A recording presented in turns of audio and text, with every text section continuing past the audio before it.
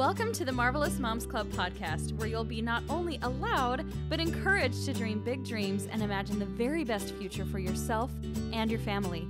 Throw away expectations and perfection and embrace the messy beauty of what it means to be a marvelous mom.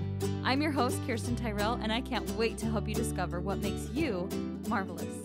Hey, everybody. Welcome to this episode. Renee, welcome to my podcast. Welcome to my turf. Welcome to my online little space where we're going to have a fun conversation, which we've already been having. And I told you it's time to take this on the recording. Welcome. I'm so happy that you're here. Let's chat. Eek, I'm so excited. I've been listening for years and I'm like, ooh. It's happening. We have been friends for years. Isn't that crazy? Like we met, has it been 2 years ago or almost? Yeah. I have no idea. I've lost sense of time. It was like 2017. Yeah.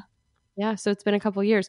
Isn't that crazy how you can be internet friends and it feels like we've kind of always known each other, but at the same time, it's like, wow, we really haven't known each other that long, but I feel like I know your life and I'm sure you feel like you know my life, but we've been in person one time ever.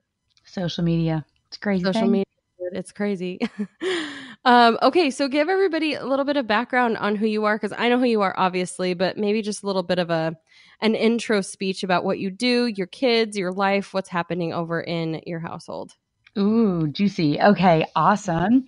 So my name is Renee Schreibman, and I am a mom to 3 wild and crazy kids. One of them that should be napping right now and is not. So let's just pray she stays silent. Which leads me to the next thing. I am a corporate dropout. I did the corporate thing for about 13 years, climbed that corporate ladder, wore all different kinds of hats, from working in medical software to being a recruiter in IT to being a training sales manager, traveling all over the United States. I did all those things. Wow. And my health started suffering. Mm-hmm. And I also started to realize that I was spending more time at work than I was with my kids. And that was not the life that I wanted to live. Yeah. So I just made some changes, and that's got me to where I am today. And now I'm a full-time mom. I work part-time hours, and I am a network marketing professional, making way more than my full-time pay ever was. And that has just truly blessed our family. That's so awesome. And let me just toot your horn for just a minute to everybody listening. The timing of this is so fantastic, because I remember when I met you 2 years ago, like you were like working towards the millionaire status, like working towards being $1 million earner in your company. And here we are. Like it literally just happened like within the last few weeks. Like you just announced this in the last few days that you did it. Like you have become a 7-figure earner in your network marketing company, which is so cool.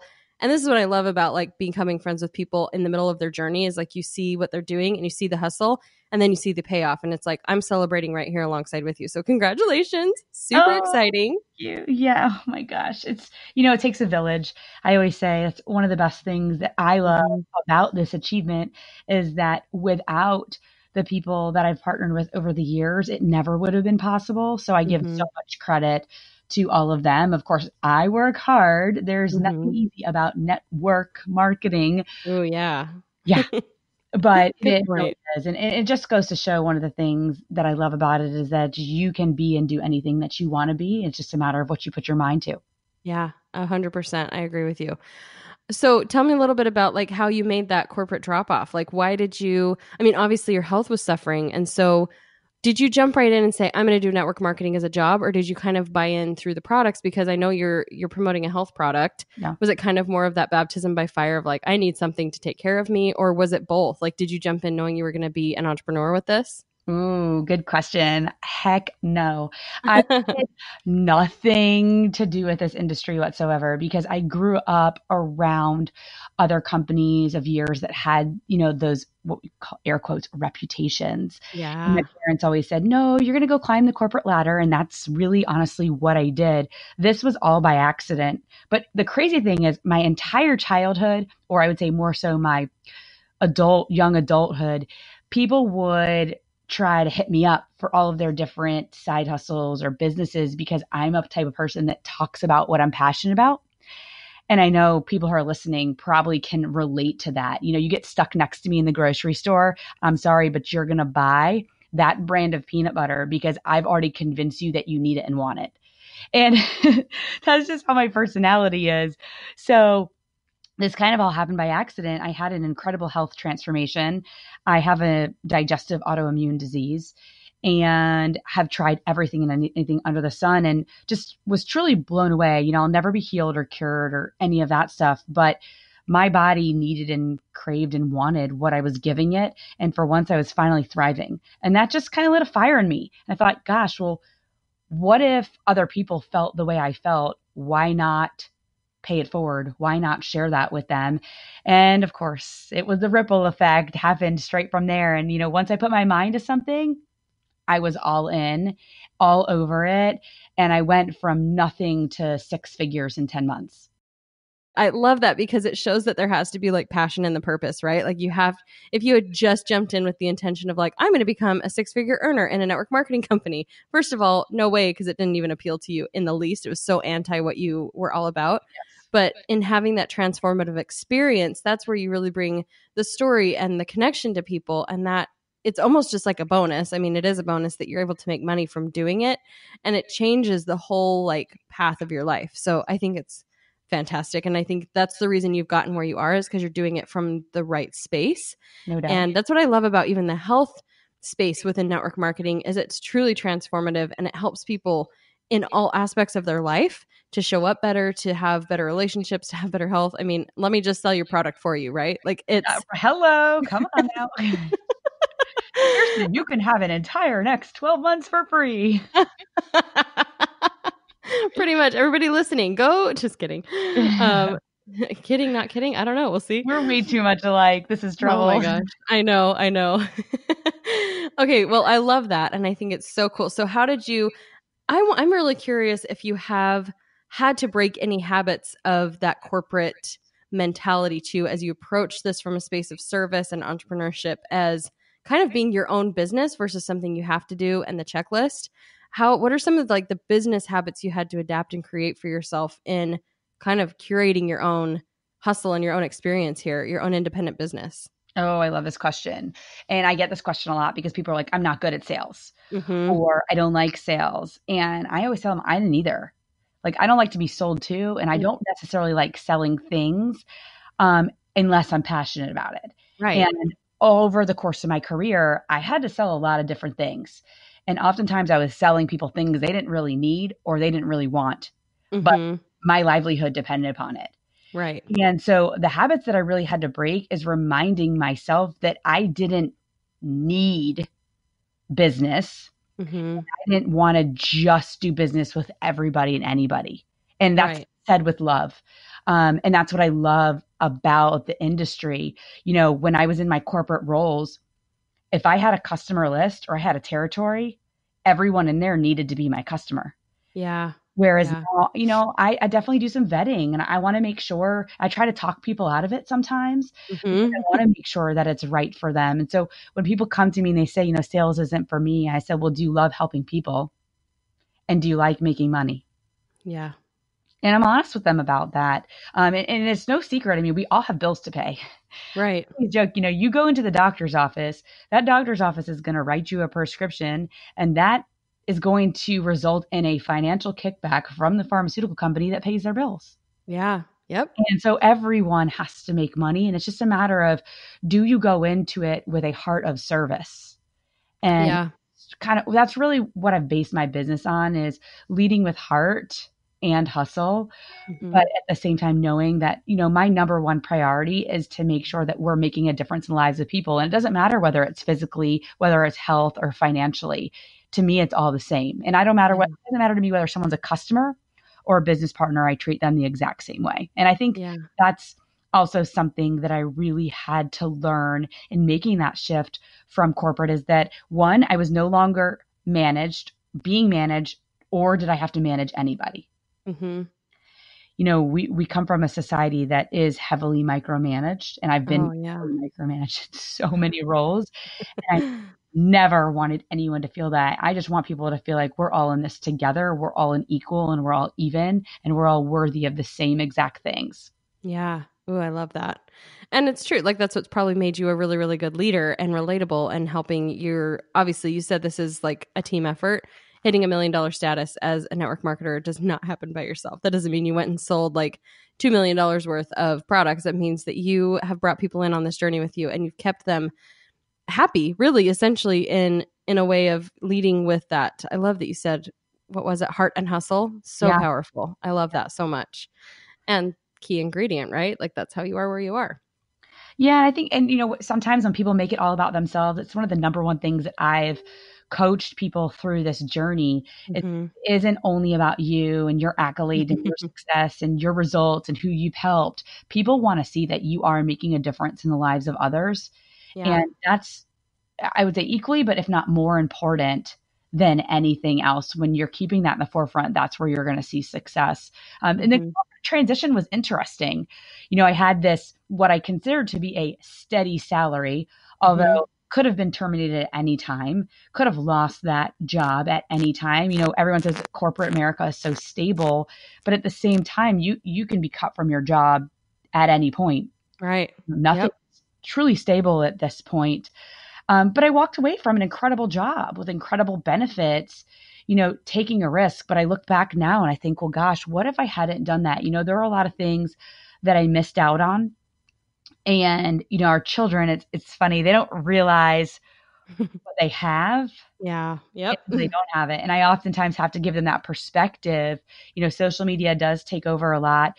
Our cell phones take over a lot in our lives now. And, when I wasn't in front of them and I was in the office, they didn't see all those conference calls that I was on and everything that I was doing.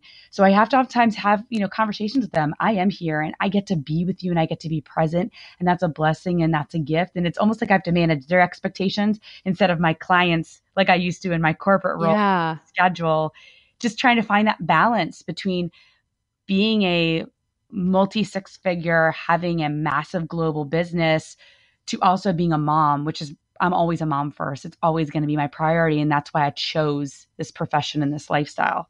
Yeah, I love that.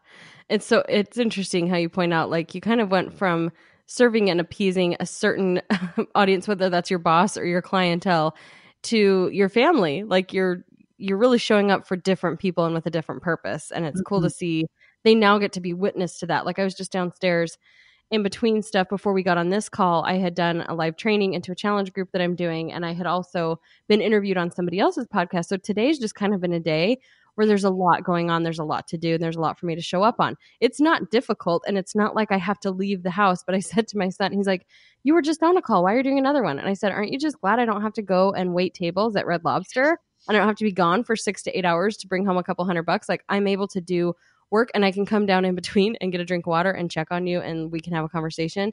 And he was like, yeah, that's pretty cool. And so it's just kind of a different mentality of a different reality, like you can really set the tone. And I was just talking to somebody else about this. Like we have the power of choice. We give ourselves the gift of choice. Like this is how I want to live my life. I've chosen to homeschool and I have that choice because of the opportunity that being an online entrepreneur has created for me. So it's pretty cool what we are capable of creating and what can come as a result of kind of that hustling in a different way. So yeah. And, I always say it's not necessarily for everyone.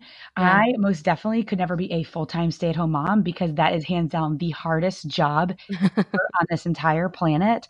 I still need that adult interaction. I still need to have that feeling of where I'm generating income. And that's just, that's how I'm wired. Yeah. But I love that there's anything for anyone and everyone, no matter what you're in. And just know that like you have to figure out what drives you, what you're passionate about, what excites you, and then take that and turn it into something just like what you've done over the years with your own career. That's kind of what I've done with mine. And I can't wait to see what's next. I'm trying to figure that out. We'll have to have some other conversations another time. Yes, agree. It's fun to have people like I feel the same way. It's fun to watch people's stories unfold and be like, what is coming next? This is like a really good movie or a series that's never going to end. Dun, dun, dun. Yeah, dun, dun, dun. Or I guess you could look at it either way.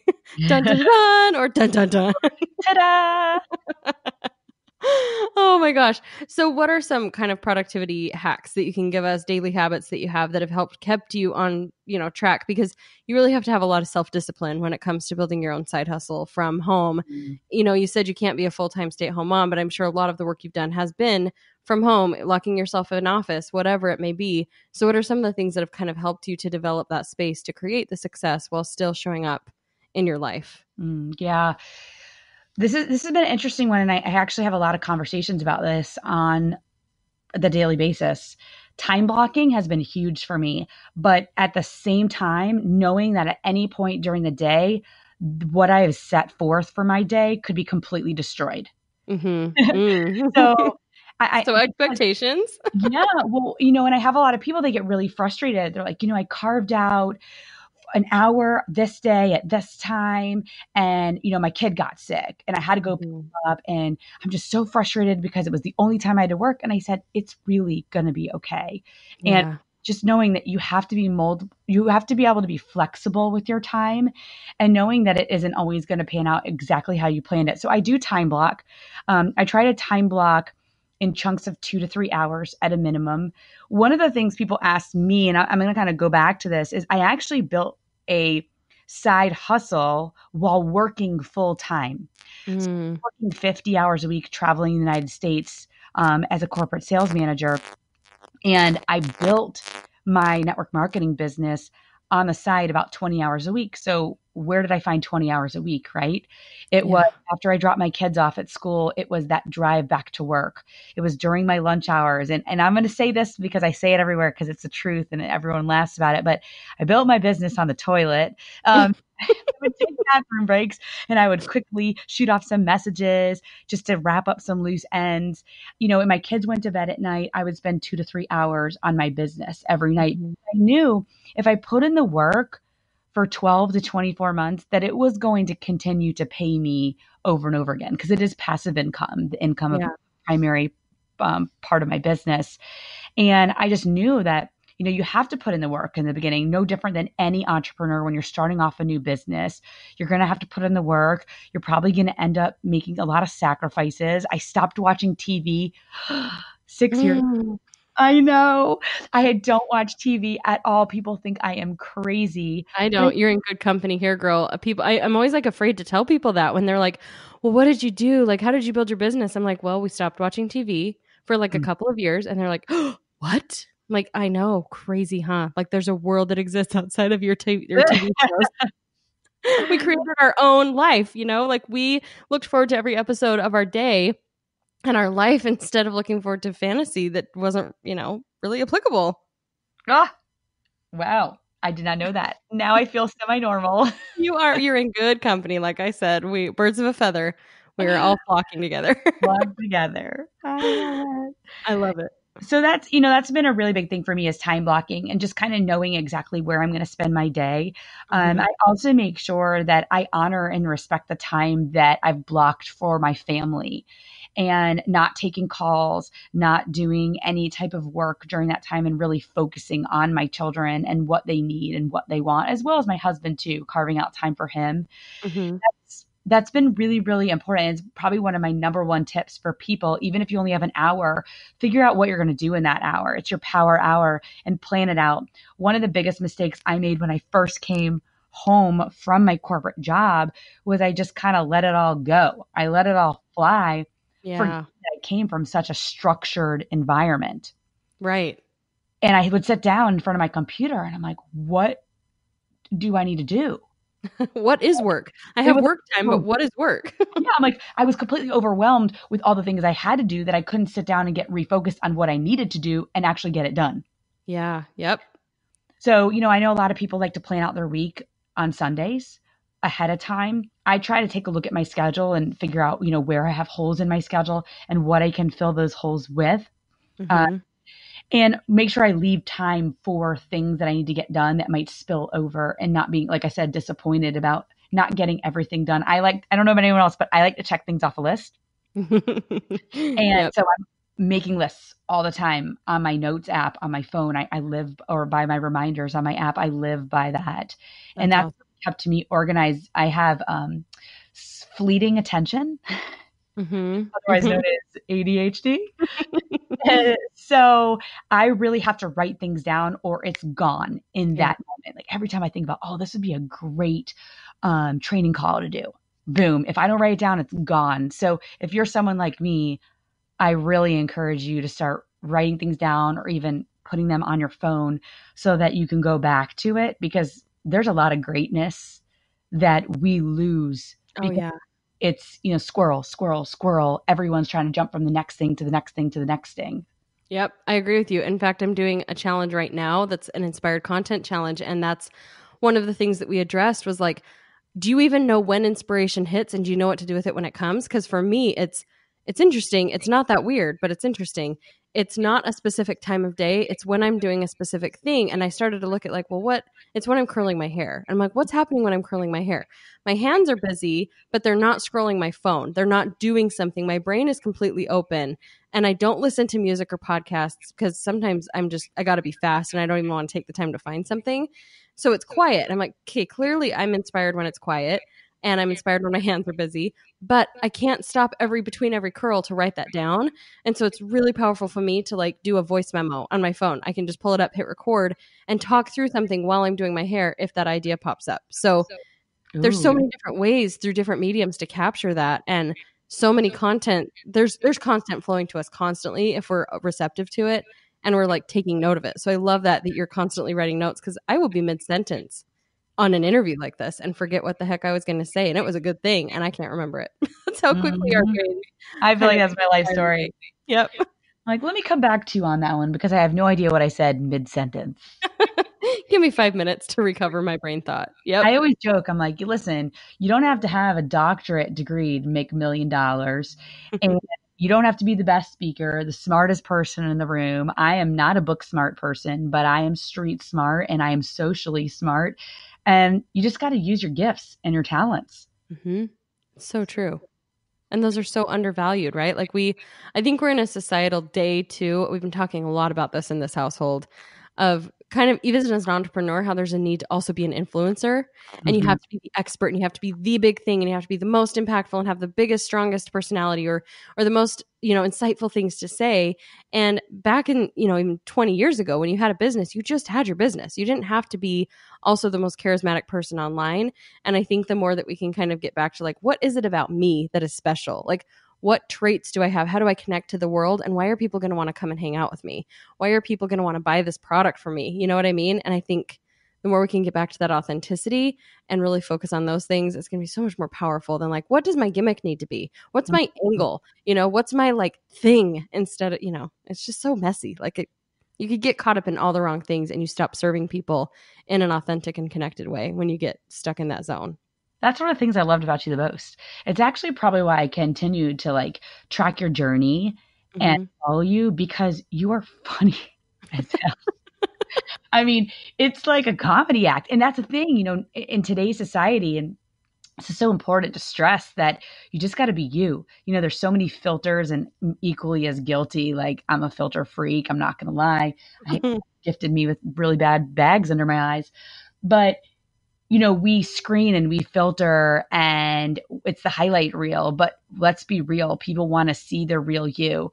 And people love to follow my daughter. I think my daughter has a greater following than I do. She's so cute. I mean, people will stop me and they're like, oh my gosh, I saw that video. And you have no idea they watched the video because they're not going to like it. They're not going to comment. And that's the creepy, weird thing about this whole influencer society and the community is people are watching. They're all watching.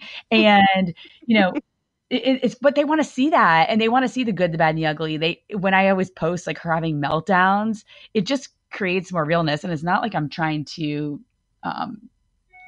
put her out there to the wolves. Right. So she comes back and hates me, but it's real life. This is what it's like being a mom. It's like what it's being a mom entrepreneur. It's what our lives are like. And that's really what people want to see, because they want to feel like they're no longer alone. We created this almost unattainable identity for some people. I know. And that just seems so exhausting. Like, we've been talking about, building a legacy and building a big, big brand. And you look at like these huge companies and there's so much good about that, but it's like so much upkeep instead of just like, if I don't set a standard of what I have to be and I don't have to dress a certain way and I don't have to show up a certain way, I don't have to maintain that. I get to evolve and I get to change and ebb and flow. And that's so much more freeing to me than having to uphold some kind of like brand identity that isn't me, you know? Like, I don't know why anybody would do that to themselves, but I think we're shifting out of it. I just feel bad for those who kind of created that and now don't really know who they are on the internet, you know? So bottom line, be you. power to the real people. In my yoga pants with my hair up in a hot mess bun. That's right. Even with a filter. I mean, come on. If that makes you feel beautiful and capable of showing up online, I don't notice the filter or non-filter. I notice, you guys, Renee has the most big, round, beautiful eyes. So you may notice the bags. I notice your eyeballs and they're beautiful. So. Oh, you know the keys to my heart. I mean, I'll it's pay you just later. Thanks. I accept PayPal and Venmo. Okay, good. Okay, well, I want to ask you a couple more questions. I know I asked you ahead of time if you're a reader, and I love that you said you dream of being a reader. I want to know how you've gotten this far without being a reader. Like, do you literally not derive your like inspiration from books, or is it just that you're more of like a podcast listener, audiobook? Like, explain to me how you're not a reader. Did you hear that huge sigh in the background? I did. I sure did. Okay. Well, first of all, let's talk about the fact that my son is 10 years old and has read more books in his short little life than I would ever dream of reading. I somehow gave birth to a child that has read probably over 150 books in Oh my gosh. 3 and some years. It's absolutely bizarre to me. I look at him in just awe. I mean, he walks around with a book. Okay, so let's get back to your question because this isn't about him. I listen a lot. Mm-hmm. And while I love to talk, I actually like to listen even more. So I do listen to what people are saying, and I like to listen live. I have a hard time with recordings because I have that, fleeting concentration. Mm-hmm. Probably part of the reason why I've always struggled to read. One of the books I'll tell you that I loved that really got me from a place where I was struggling with my identity as a leader. Oftentimes when you become an entrepreneur or you're in network marketing, you're just thrusted into this title of leadership. And I had a business coach. She recommended this book to me. It was the 15 Commitments of Conscious Leadership. Ooh. It was a really, really good book. I learned so much from this book. I actually recommended it to several people. So that's one of the books that I've read that really made a big difference for me. I have no idea how I have gotten by other than I'm a really good puppet. And I was just talking about this. So I'm a wannabe Pinterest. Well, hold on. I'm a former Pinterest mom, and I'm a really good copycat. Mm-hmm. So I can take something that someone else has said or done or trained on and put my own twist and flair on it so that it still is like true to me. Yeah. Having to reinvent the wheel. And I really think that's one of the number one things that I have been able to do to create a lot of the success that I've had. Yeah. Is doing that and not trying to constantly be the person who's creating all of the newness. Although, I do have some great genius, but here's the thing. I love to read. Right. It's just, I think of so many other things that I need to be doing. So one of my promises to myself about 18 months ago was that I read every day for 10 minutes. I love it.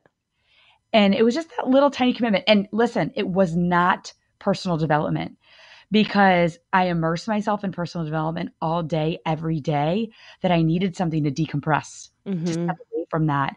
And I remember when I finished that book, I had the biggest feeling of pride and joy for myself that I did it. So if you're like me, there's hope. There's a way. 10-minute time blocks. Like That's there's right. always a way. And you can still do personal development. I've read Think and Grow Rich is a great book. I've read You're a Badass at Making Money. The Gratitude Diaries is one that I just did an audiobook on. It's a phenomenal book. And Janice Kaplan wrote it. I actually went to a lecture on it. So those are some ones that I've read recently that I really, I look at my bedstand. You should see how many books I have over here. You would think I'm an avid reader. Their decoration? Something along those lines. Like I had great intentions. Do they ever make you feel stressed? You're like, oh man, this is just a reminder of me not being able to get this read? Or is it still just inspiring to you that like someday I will get to this book? I love the way books smell. Oh my gosh. So a And different level, a whole different I level of problem here. I know, but I just love them. Like I love to hold them in my hand. So I really had to Hmm. adjust because I started to realize that it wasn't practical for me in the lifestyle that I lived. I was always on the go. I was always in my car to carry books with me. So I Hmm. really started leaning on iBooks and Yeah. audiobooks now. But there is nothing that will ever replace that. Like if I go on a trip or a vacation, even if it's a personal development book, I have to have the paper copy. Yeah. Yeah. So I feel that. I walk into a library and something happens to me. And I love the old books. Like I love the old libraries. It's so weird, but I just give me like a vintagey book more than like a modern day Disney book any day, and it will just set my heart on fire. So I get that. I get like the fluttering of the pages and the smell. I get it. I'm not what's going your to judge you. books you've read? What? What's some books you've read recently that are your favorites? Well, I did just finish. I did read You Are a Badass like over the summer. I've been like reading a lot of. I've been reading some homeschool books because Oh, that's my life now. So I've been finding a lot of joy in like even just getting back to the root of learning, um, because I'm learning how to teach my kids that kind of a thing. wow. And let me think. I've read How to Stop Worrying and Start Living by Dale Carnegie. That was a really powerful one this summer for me. Loved Yeah. it, and I love the audiobook so much that I bought the hard copy so I could read it again and make notes. um I don't know. I like to re-listen to my favorite ones. Let me see. Oh, I've been learning about meditation. So in my Audible, the latest one I've been listening to, I've really been loving Dr. Joe Dispenza. So Oh, his, have you heard of him? no. So the recent book is Becoming Supernatural, like how common people, I can't read the rest of the title and I don't want to pull it up in case it starts playing. But he talks a lot about like kind of becoming your best self and learning how to meditate and think beyond like the concrete world. Breaking the Habit of Being Yourself is by him. It's really good stuff. So it's always a variety of like touching and feeding different areas of my soul and my life. But I'm like resentful of the fact that I'm opposite of you. I just wish I could quit everything and go sit and read hours and hours and hours. And oh my gosh, I can't believe I forgot to say this one. Can you tell I'm excited? I Yeah. listened to a 34-hour audiobook on our trip in Europe, and it was The Agony and the Ecstasy, and it was all about Michelangelo. And it was my very first like kind of biography style book. And I'm Mhm. obsessed. And now I have a crush on Michelangelo, however you want to say it. It was really good. But I so many life lessons just from the way he approached his art and who he was. So yeah, I love reading. The end. Ooh, that's juicy. See, and I have to say though, even though I don't read a lot, like I actually have the same fantasies that I can Hmm. just drop everything. And before we started recording, we'll kind of go back to this. You know, I do spend a lot of time um, working on my business. And there's times now where I'm like, okay, I've built this business. Now I need to focus a little bit on loving myself some more too. Yeah. It's easy to get wrapped up in it. And that has been something that I have been focusing on and that's why I said 10 minutes a day. I'd love to increase that to 30 minutes a day, an hour a day, where I just allow myself to rest and relax, Yeah. and meditate even. That's a big part of my daily practice. And I had to really start to adopt that as I got overwhelmed with the magnitude of what I had created. That, Yeah. I that feel was you.